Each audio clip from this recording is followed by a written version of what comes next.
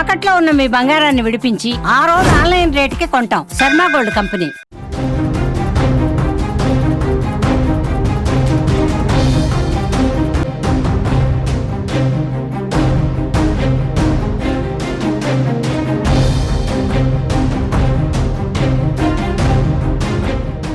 భారత్ దెబ్బకి కరాచీ ఖతమైంది. భారత్ దెబ్బ కొడితే ఎలా ఉంటుందో పాకిస్తాన్కి కరాచీ ద్వారా చూపించింది భారత నావికా దళం. ఐఎన్ఎస్ విక్రాంత్ అరేబియా సముద్రంలో పాకిస్తాన్ వైపు మాటు వేసి ఉన్న ఐఎన్ఎస్ విక్రాంత్ భారత్పై పాకిస్తాన్ డ్రోన్ దాడులకు, క్షిపణి దాడులకు దిగిన మరుక్షణమే కరాచీని టార్గెట్ చేసింది. కరాచీకి గుండెకాయ లాంటి అక్కడి నావికా పోర్టు, నౌకాదళ పోర్టు పైన అటాక్ చేసింది. అది ఆర్థికంగా కరాచీకి, పాకిస్తాన్కి గుండెకాయ లాంటిది. పాకిస్తాన్ గుండెకాయ పైన రాత్రి బ్రహ్మోస్ క్షిపణులతో దాడికి తెగబడింది మన hero INS Vikrant. INS Vikrant శక్తి సామర్థ్యాలేంటో ఒక్క దెబ్బకే పాకిస్తాన్కి అర్థమయ్యేట్టు చేసింది. దాదాపు 10 నుంచి 12 నౌకలు దెబ్బతిన్నట్టుగా సమాచారం అందుతోంది. మీరు విజువల్స్లో చూస్తున్నారు. భారత నావికా హీరో ఐఎన్ఎస్ విక్రాంత్ దాడి చేసిన తర్వాత కరాచీ పోర్టు ఎలా మారిందో మీరు విజువల్స్లో చూస్తున్నారు. కరాచీ పోర్టులో దృశ్యాలు ఇవన్నీ. కరాచీ పోర్టు ధ్వంసమైపోయింది. అక్కడున్న ఉద్యోగులు, ప్రజలు పరారయ్యారు, పలాయనం చిత్తగించారు, పరిగెత్తుకుంటూ వెళ్ళిపోయారు. కరాచీ పోర్టుపై దాడితో పాకిస్తాన్ కోలుకోలేని దెబ్బ తినిందనే చెప్పాలి. కరాచీ పోర్టుపై 1971 తర్వాత మళ్ళీ ఇప్పుడే ఐఎన్ఎస్ విక్రాంత్ ఈ దాడికి తెగబడింది. ఐఎన్ఎస్ విక్రాంత్ శక్తి సామర్థ్యాలేంటో పాకిస్తాన్కి రుచి చూపించింది. పాకిస్తాన్ పైన, కరాచీ పోర్టు పైన ఐఎన్ఎస్ విక్రాంత్ వరుసగా బ్రహ్మోస్ క్షిపణులను కురిపించింది. దెబ్బకి పాకిస్తాన్ దిమ్మ తిరిగిపోయింది. నిజంగా భారత్ని ఎదుర్కొనే శక్తి పాకిస్తాన్కి లేదనేది రాత్రి దాడితోనే మరోసారి అర్థమయ్యేలా చెప్పింది భారత నావికా దళం, భారత ఎయిర్ ఫోర్స్, భారత ఆర్మీ.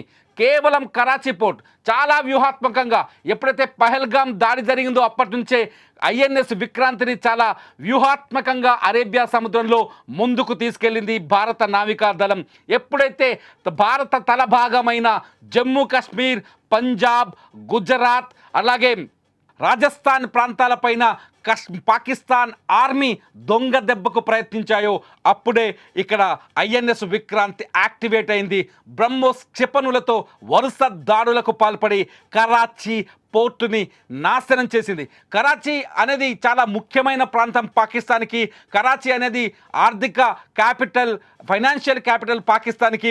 పోర్టు వ్యాపారం ద్వారా పాకిస్తాన్కి అధిక ఆదాయం వస్తుంది. ఏ పోర్టు ద్వారా అయితే ఎక్కువ ఆదాయం వస్తుందో అదే కరాచీ పోర్టు. ఇప్పుడు మీరు చూస్తున్న దృశ్యాల్లో కరాచీ పోర్టు దెబ్బ తినటం వల్ల పాకిస్తాన్కి ఆర్థికంగా తీవ్రమైన నష్టం ఏర్పడిందని చెప్పాలి. కరాచీ పోర్టుని కొట్టిన దెబ్బతో పాకిస్తాన్ విల్లవిల్లలాడుతుందని చెప్పాలి. పాకిస్తాన్ వణికిపోతుంది అని చెప్పాలి. జస్ట్ ఐఎన్ఎస్ విక్రాంత్ పాకిస్తాన్ వెన్నులో వణుకు పుట్టించిందని చెప్పాలి. రాత్రే భారత్ తిరగబడుతుందన్న భయంతోనే పాకిస్తాన్ ప్రధాని వెళ్ళి కలుగులో దాక్కున్నాడు, పిరికి పందల కలుగులో దాక్కున్నాడు.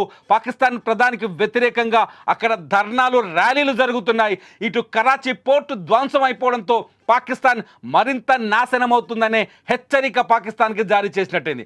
కరాచీ పోర్టును చూస్తే చాలు, ఒకవేళ భారత్ పూర్తి స్థాయి యుద్ధాన్ని మొదలు పెడితే పాకిస్తాన్ పరిస్థితి ఏంటో అర్థమయ్యేలా చెప్పింది. భారత భూభాగాన్ని కాపాడుకుంటూ శ్రీనగర్, జమ్మూ కాశ్మీర్, శ్రీనగర్, రాజస్థాన్, పంజాబ్ ప్రాంతాల్లో పఠాన్కోట్ లాంటి సైనిక స్థావరాలపైన రాత్రి పాకిస్తాన్ చేసిన దాడులని తిప్పికొట్టి తమ సమర్థతను ప్రపంచానికే చాటింది భారత్. పాకిస్తాన్ ఎంత బలహీనంగా ఉందో మరోసారి చాటి చెప్పింది Bharat. At the same time ఇటు అరేబియా సముద్రంలో ఇప్పటివరకు అరేబియా సముద్రంలో మాటు వేసిన ఐఎన్ఎస్ విక్రాంత్ పాకిస్తాన్ ఎక్కడెక్కడ ఏ స్థాయిలో దెబ్బ కొట్టగలదో చూపించింది. పాకిస్తాన్ ఆర్థిక క్యాపిటల్, ఆర్థిక రాజధాని కరాచీలో విధ్వంసం సృష్టించింది. కరాచీ ప్రజలు వణికిపోతున్నారు, పోర్టును వదిలేసి పరారయ్యారు. మీరు విజువల్స్లో చూస్తారు. ఐఎన్ఎస్ విక్రాంత్ బ్రహ్మోస్ క్షిపణులను పేరుస్తున్న సందర్భంలో తీసిన ఫోటో అది. ఆ ఫోటోతో పాటు మరో బాక్సులో బ్రహ్మోస్ క్షిపణులు ఇక్కడి నుంచి మొదలై అరేబియా సముద్రంలో ఉన్న ఐఎన్ఎస్ విక్రాంత్ నుంచి మొదలై కరాచీ పోర్టు పైన పడ్డ తర్వాత అక్కడ ధ్వంసమైన కార్లు అక్కడ పరిసరాలను చూస్తున్నారు.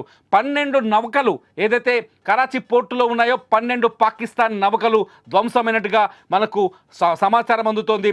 ఇంటర్నేషనల్ మీడియా ద్వారా మనకు సమాచారం అందుతోంది. మొత్తానికి కరాచీలో భారత్ యుద్ధ నౌక ఐఎన్ఎస్ విక్రాంత్ తొడగొట్టి చూపించింది. ఐఎన్ఎస్ విక్రాంత్ ఒక్కటే కాదు, పాకిస్తాన్ కంటికి నిద్ర లేకుండా చేసేందుకు అరేబియా సముద్రంలో ఇప్పటి వరకు 26 యుద్ధ నౌకలు మోహరించింది భారత నావికాదళం. ఏ మూల నుంచైనా పాకిస్తాన్లో ఏ మూలనైనా ధ్వంసం చేసే శక్తి కేవలం ఒక్క నావికాదళానికే ఉంది. ఒక్క నావికాదళం తలుచుకుంటే చాలు పాకిస్తాన్లో ఏ మూలనైనా ధ్వంసం చేయగలదని నిరూపించింది. భారీ విధ్వంసాన్ని సృష్టించింది. ఫలితంగా పాకిస్తాన్ తీర ప్రాంతాల్లో తీవ్ర భయాందోళనలు నెలకొన్నాయి. రక్షణ శాఖ వర్గాల ప్రకారం అరేబియా సముద్రంలో ఐఎన్ఎస్ విక్రాంత్తో పాటు 26 భారత యుద్ధ నౌకలున్నాయి. గురువారం అర్ధరాత్రి సమయంలో కరాచీ, ఓమర్రా పోర్టులపై ఐఎన్ఎస్ విక్రాంత్ క్షిపణుల వర్షం కురిపించినట్టుగా మనకు సమాచారం అందుతుంది. ఈ సమయంలో కరాచీ నగరం అంతా ఆకాశంలో నల్లగా పొగ కమ్మేసింది. పోర్టులో పెద్ద ఎత్తున మంటలు వచ్చాయి. 10 నుంచి 12 యుద్ధ నౌకలు పూర్తి స్థాయిలో ధ్వంసమైనట్టుగా మన రక్షణ శాఖ తెలుపుతోంది. కరాచీ పోర్టులో కీలక ప్రాంతాలు కూడా మంటల్లో అంటుకున్నాయని, దీంతో స్థానికులు ఇతర ప్రాంతాలకు తరలిపోతున్నట్టుగా తెలుస్తోంది. దాడుల్లో 2 పోర్టులు తీవ్ర స్థాయిలో ధ్వంసమయ్యాయని తెలుస్తోంది. పాకిస్తాన్ రక్షణ సామర్థ్యాన్ని ఇది తీవ్రంగా దెబ్బతీస్తుందని స్థానికంగా మాట్లాడుకుంటున్నారు. అదే సమయంలో ఇదే అదునుగా స్వతంత్ర దేశాన్ని కోరుకుంటున్న బలూచిస్తాన్ కూడా మరోవైపు దాడి చేయడంతో పాకిస్తాన్ ఉక్కిరి బిక్కిరిగా మారిపోయింది.